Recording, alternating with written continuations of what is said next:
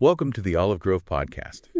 Today we're diving deep on Isaiah chapter 23, Okay. the prophecy against Tyre. Right. Now we're using the My Christian Space Study Guide to unpack this. Mm. And one thing that really stood out to me right away Okay. was that Tyre's judgment is actually linked to how they reacted to Judah's fall, Right. which, brings us all the way back to God's promise to Abraham. Yeah. It's a reminder that these seemingly isolated events in the Bible are Yeah. often woven into this larger tapestry Mm-hmm. of God's plan. Okay, so before we get to the prophecy itself, Sure. can you set the scene for us? What was Tyre like back then? Okay, so imagine a bustling port city, like the New York City of its time. Wow. Tyre was the dominant Phoenician city, Okay. renowned for its shipbuilding and seafaring prowess. So they were really good at it. Oh yeah, they were the masters of the Mediterranean. Yeah. Their ships laden with goods from all corners of the known world. Oh, wow. This trade made them incredibly wealthy and influential. They weren't just traders, though. They were skilled craftsmen, especially with purple dye, Oh, really? a luxury item back then. Wow. So they had this kind of swagger. Yeah, They were feeling pretty untouchable. exactly. The text kind of hints at their belief that they had a natural right to rule the seas, Right. to control the flow of goods and wealth. Mm. But the prophecy, it challenges this notion attributing their skills and success to God's blessing. So that's where things take a turn, right? Yeah. The prophecy doesn't paint a very pretty picture of Tyre's future. No, it does not. Isaiah paints this very vivid picture of Tyre's downfall. Mm-hmm. And the reason behind it might surprise you. Okay. The prophecy reveals that Tyre is being judged for celebrating Judah's captivity. What? They didn't just stand by idly. Wow. They saw it as a business opportunity. That's kind of hard to wrap your head around that. Yeah. What were they thinking? Well, Tyre was a major trading hub. Right. With Judah out of the picture, they likely saw a chance to expand their influence and control over trade routes. Mm. But they forgot a crucial detail. Mhm. Judah was descended from Abraham Right. by mistreating them. Tyre was inviting God's judgment upon themselves. Wow. They were essentially spitting in the face of God's promise to bless those who bless Abraham and curse those who curse him. It's a direct link back to Genesis 12.3, Yeah. which we often think of in personal terms. Right. But here it's applied to an entire nation. Precisely. It demonstrates the far-reaching implications of God's covenants and promises. Yeah. It also reveals that God is deeply invested in the well-being of his people Mm. and will hold those accountable who mistreat them. And the prophet doesn't mince words No. when describing what's going to happen to Tyre. Not at all. He uses very powerful imagery, Yeah. ships unable to enter the harbor, Right. the once bustling coastlines falling silent, Mm-hmm. merchants fleeing in terror. Wow. It's a picture of complete economic and social collapse, Yeah. a stark contrast to their previous opulence and grandeur. So what does this prophecy tell us about God's dealings with nations, Right. especially those that seem powerful and untouchable? Tyre's story is a sobering reminder that no nation, Hmm.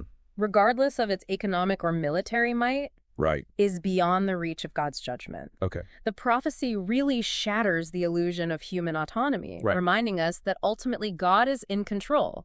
Mhm. He raises up nations and brings them down according to his purposes. It makes you wonder about the empires and superpowers of today, right? Absolutely. Where do they fit into this bigger picture Yeah, of God's plan for the world? But before we go down that rabbit hole, sure. I think it would be good to look at how this prophecy actually played out in history. Absolutely. And the historical context of Tyre's destruction is surprisingly accurate and even more fascinating Okay. than the prophecy itself. Really? What's fascinating here is that it wasn't a single sudden event that brought Tyre down. There were multiple phases to its demise, Okay. each echoing aspects of Isaiah's prophecy. Like Isaiah was looking centuries ahead. That's incredible. It is. Okay, so walk us through how it all went down. Yeah. Who were the major players? So the first major blow came from Nebuchadnezzar, the king of Babylon. Okay. He laid siege to Tyre for 13 long years. Wow. While he was able to conquer the mainland portion of the city, Okay. the island fortress held strong. So they were on an island. Yeah, his siege crippled Tyre's trade and economy, Okay. fulfilling part of the prophecy. It's pretty remarkable how specific the prophecy is It is. about the consequences. Yeah. But you said that wasn't the end of it, right? Exactly. The final blow came over 2 centuries later from Alexander the Great. Oh. Remember how Tyre was an island city, thinking they were safe behind their water defenses? Yeah, it seems to be a recurring theme with ancient empires. You know, impressive walls, strategic location. Yeah. Feeling invincible. Well, Alexander was not one to be deterred by a little thing like an island. Right. He used the rubble from the mainland city. Okay. Which Nebuchadnezzar had destroyed to build a massive causeway to the island. Wow, so he built a road. He essentially created a land bridge, negating Tyre's greatest defense and fulfilling another part of the prophecy. That's wild. So even though it took centuries, Right. Isaiah's words ultimately came true. They did. It wasn't just some vague prediction, but a remarkably accurate foreshadowing of how things would play out. And it's not just Tyre. Yeah. Remember how the chapter also mentions the Assyrian destruction of Babylon? Uh-huh. That's another historical event that aligned with prophetic pronouncements. Right. It shows that God's word does indeed come to pass, sometimes in ways that are even more dramatic and intricate than we could imagine. This really is a deep dive, even deeper than I expected. It is. We've gone from ancient trade routes to powerful kings and the fulfillment of prophecy across centuries. That's right. I'm guessing there's even more to uncover as we continue. You guessed it. The story of Tyre is more than just a history lesson. It holds powerful lessons for us today, especially when we consider the themes of pride, judgment, and ultimately the possibility of restoration. Tyre's story, while rooted in ancient history, has profound implications for us today. Yeah. It's easy to read about a city's downfall Right. and think, well, that was then, this is now. Yeah. But there are timeless principles at play here. So how do we connect the dots between what happened to Tyre and the world we live in today? What's the so what for us? Tyre's fall, it serves as a warning, Okay. especially to those who, like ancient Tyre, may be blinded by their own success and power. Okay. We see this not just in individuals, but in entire societies, even global systems. Right. The pursuit of wealth and power, Yeah. divorced from any sense of accountability to something greater, Okay. that's a recipe for disaster. It's like that saying, power corrupts and absolute power corrupts. Absolutely. Right. We see that play out again and again Yeah, throughout history. absolutely. But is the message here simply, don't be proud or you'll get what's coming to you? It's more nuanced than that. The prophecy isn't just about punishment. Right. It's also about the consequences of misplaced trust.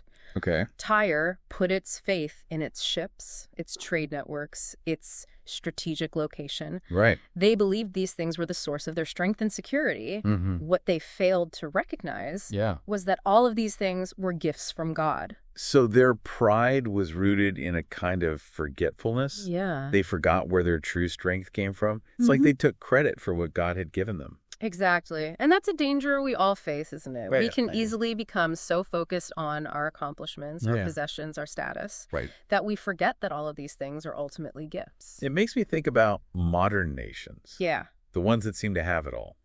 Economic prosperity, military, technological advancement.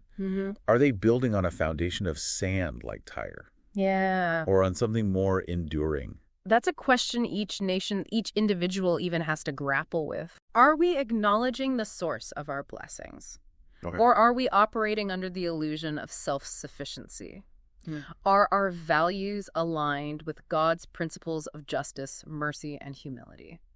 This is where things get really challenging. Yeah. Because it's not just about external behavior, it's about the heart. It is. How do we even begin to measure that, both in ourselves and in others? That's the work of a lifetime, isn't it? Yeah. It requires constant self-reflection, a willingness to examine our motives, and a commitment to aligning our lives with God's will. You know, we've talked a lot about judgment and the consequences of pride. Right. But there's another side to this story, isn't there? Absolutely. The prophecy doesn't end with Tyre's destruction. It also speaks of restoration. That's right. And this is where the story takes on a whole new dimension. Okay. Isaiah says that after 70 years, Tyre will be restored, symbolized by a prostitute returning to her trade. Okay. I have to admit that imagery is a bit jarring.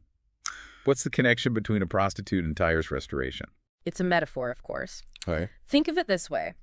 A prostitute nation Okay. is one that has abandoned its principles for profit. Right. They're selling themselves out, so to speak, Okay. for worldly gain.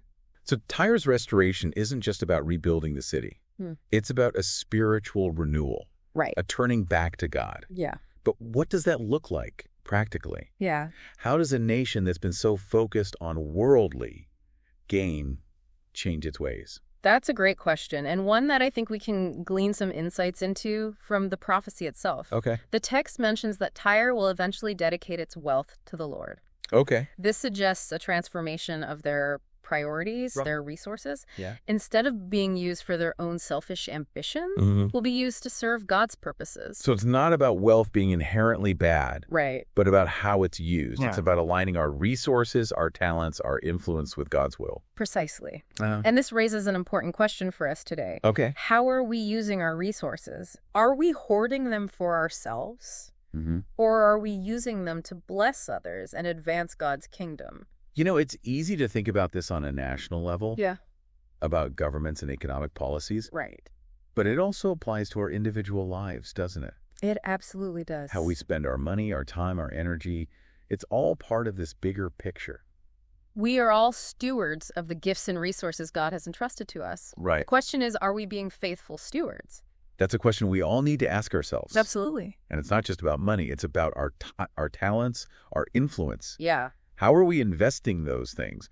Are we focused on building our own little kingdoms? Right. Or are we contributing to something bigger than ourselves? And that brings us to another fascinating aspect of Tyre's restoration. Okay. It's not just about their own renewal. Oh. It's connected to something even grander, Okay. the millennial reign of Christ. Okay, now we're really getting into some deep theological territory. Right. For those who aren't familiar with this concept, can you give us a brief overview of what the millennial reign is all about? Sure. The millennial reign is a future period of 1,000 years, Okay. described in the book of Revelation, Mm-hmm. where Christ will reign on earth, Okay. bringing peace, justice, and righteousness. Right.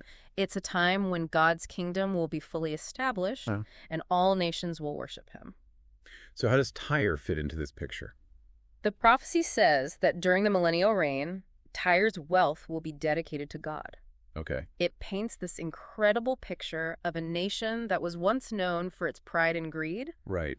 now using its resources to serve the King of Kings. It's like a complete reversal of their previous trajectory. Right. They went from self-serving to God-serving. Exactly. It's a powerful picture of redemption, not just for individuals, but for entire nations. It really is. And it gives us hope that even in our broken world, Mhm. God is working to bring about his purposes. He can take what was intended for evil and use it for good. I love that. Yeah. It's a reminder that no situation is beyond redemption, no matter how far we've strayed from God's path.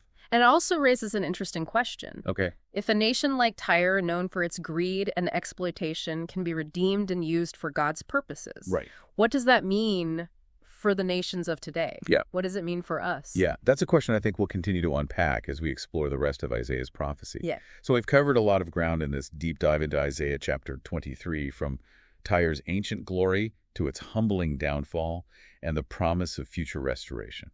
It's a story that's both epic in scope and incredibly personal in its implications. It really is. And as we wrap up, I think it's important to bring it back to the here and now. What does Tyre's story have to say to us living in the 21st century? What Tyre situations are we surrounded by? Yeah, that's the million-dollar question, isn't it? Yeah. It's easy to get caught up in the historical details and miss the forest for the trees. So let's zoom out a bit. What are some of the key takeaways, the timeless principles that we can apply to our own lives and the world around us? Well, first and foremost, I think Tyre's story is a stark reminder that God is sovereign over all nations. He holds individuals and entire societies accountable for their actions. It's a call to humility, recognizing that we are not the masters of our own destiny. It's easy to fall into that trap, though, isn't it? Especially in a culture that emphasizes individual achievement and self-reliance. We can start to believe that we've earned everything we have, Right. that our success is solely due to our own efforts. And that's precisely where Tyre went wrong. They forgot that their blessings, their skills, their strategic location, all of it was a gift from God. Their pride blinded them to the source of their prosperity, and ultimately, it led to their downfall. So how do we guard against that kind of pride in our own lives? It's not always as obvious as boasting about our accomplishments. Sometimes it's more subtle, like a sense of entitlement or a belief that we're somehow better than others. You're right. Pride can be insidious. It often disguises itself as ambition, self-confidence, even a desire to make a difference in the world. Right. The key is to cultivate a spirit of humility, recognizing that all we have is a gift from God. Right. It's about using our talents and resources not for self-promotion, Right. but for serving others and advancing God's purposes. Which brings us back to the idea of restoration. Yeah. Even though Tyre was judged for its pride and greed, God didn't abandon them. He offered them a path back to himself, a chance to start over. Exactly. And that's a message of hope for all of us. No matter how far we've strayed, no matter how messed up our lives or our societies may seem, Right. there's always the possibility of redemption. It starts with acknowledging our need for God, turning away from our selfish ways, and embracing his plan for our lives. And that transformation, that turning back to God, it's not just about individual salvation, is it? It has implications for how we live in the world, how we interact with others, how we use our resources. Absolutely. When we align our lives with God's will, it impacts every aspect of our being. It changes how we view success, Right. how we treat our neighbors, how we engage in our communities.